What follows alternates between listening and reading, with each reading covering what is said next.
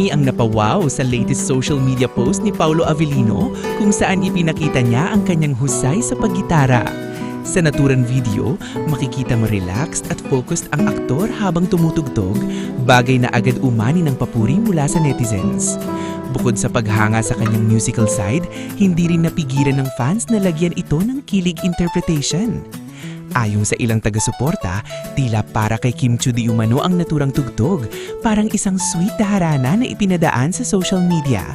Wala mang direktang mensahe o pangalan na binanggit si Paulo, marami ang nagsasabing ramdam daw ang inspired vibe ng kanyang performance. Siyempre, agad itong pinag-usapan sa fandom na kilalang mabilis makapansin ng mga sweet gestures.